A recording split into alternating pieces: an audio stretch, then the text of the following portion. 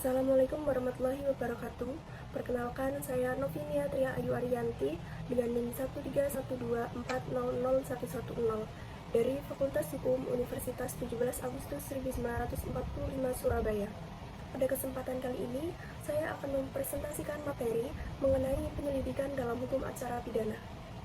Dalam presentasi ini, saya akan menjelaskan apa yang dimaksud dengan penyelidikan, kemudian tujuan, kewenangan dari penyelidik, serta bagaimana tahapan proses penyelidikan itu berlangsung. Karena saat ini kita sedang berada dalam masa peralihan dari KUHP lama menuju KUHP baru, maka dalam materi saya ini menggunakan dua dasar hukum, yaitu ketentuan dalam KUHP lama dan ketentuan yang telah diperbarui dalam KUHP yang baru. Yang pertama, saya akan menjelaskan pengertian dari penyelidikan terlebih dahulu. Jadi, penyelidikan itu merupakan tahap yang paling awal dari proses hukum acara pidana. Menurut pasal 1 angka 5 KUHP lama, penyelidikan adalah serangkaian tindakan penyelidik untuk mencari dan menemukan suatu peristiwa yang diduga sebagai tindak pidana guna menentukan dapat tidaknya dilakukan penyidikan menurut cara yang diatur dalam undang-undang. Kemudian dalam pasal 1 angka 8 KUHP baru, penyelidikan adalah serangkaian tindakan penyelidik untuk mencari dan menemukan peristiwa yang diduga sebagai tindak pidana guna menentukan dapat atau tidaknya dilakukan penyidikan menurut cara yang diatur dalam undang-undang ini. Jadi, dalam KUHP lama maupun KUHP baru, itu intinya masih sama, yaitu pada tahap ini, polisi belum menargetkan siapa pelakunya, tetapi lebih fokus pada ada atau tidaknya peristiwa pidana. Yang selanjutnya yaitu tujuan penyelidikan.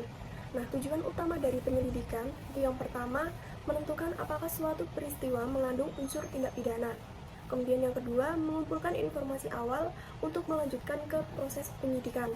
Yang ketiga, menjaga ketertiban dan keamanan situasi awal. Kemudian, seseorang yang berhak untuk melakukan penyelidikan itu adalah penyelidik. Nah, pada pasal 1 angka 4 KUHP lama menyebutkan bahwa penyelidik adalah setiap pejabat polisi negara Republik Indonesia yang diberi wewenang oleh undang-undang untuk melakukan penyelidikan. Kemudian pada pasal 1 angka 7 KUHP baru, penyelidik adalah pejabat kepolisian negara Republik Indonesia atau pejabat lain yang berdasarkan undang-undang diberi kewenangan untuk melakukan penyelidikan. Jadi, dalam KUHP baru ini lebih luas karena bukan hanya polisi tetapi pejabat lain yang ditunjuk oleh undang-undang tertentu juga dapat melakukan penyelidikan. Yang selanjutnya yaitu kewenangan penyelidik yang terdapat dalam pasal 5 KUHP lama dan pasal 5 KUHP baru. Nah, kewenangan penyelidik dalam KUHP lama dan KUHP baru ini memiliki inti yang sama, yaitu melakukan tindakan awal untuk memastikan suatu peristiwa dapat diduga sebagai tindak pidana. Tetapi juga ada perbedaan dalam KUHP baru, yaitu yang terlihat pada penambahan dan penyesuaian wewenang. Jadi dalam KUHP baru ini memperluas cara penerimaan laporannya, tidak hanya secara langsung, tapi juga melalui media telekomunikasi dan elektronik, sehingga ini menyesuaikan dengan perkembangan teknologi. Dapat dilihat dalam ayat 1 huruf A. Kemudian selain itu, KUHP juga menambahkan berupa asesmen dan pemberian fasilitas atau rujukan bagi perempuan dan kelompok rentan yang terdapat dalam ayat 1 huruf D.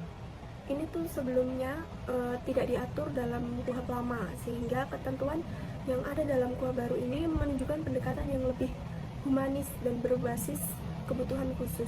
Yang terakhir yaitu tahapan proses penyelidikan. Penyelidikan itu melalui beberapa tahap. Yang pertama, menerima laporan atau aduan. Proses dimulai dari laporan masyarakat, bisa juga dari laporan polisi atau temuan langsung dari petugas. Kemudian yang kedua, mendatangi dan mengamankan TKP. Setelah penyelidik menerima laporan, penyelidik akan datang ke lokasi untuk memastikan situasinya aman, tidak terjadi gangguan, dan jejak awal tidak rusak. Ketiga, mengumpulkan informasi awal seperti keterangan saksi pertama, kemudian mencatat awal mengenai kondisi, tempat, dan korban. Yang keempat, analisis awal. Penyelidik akan menganalisis apakah unsur-unsur pidana terpenuhi atau tidak. Yang kelima, penentuan kelayakan dinaikkan ke penyidikan.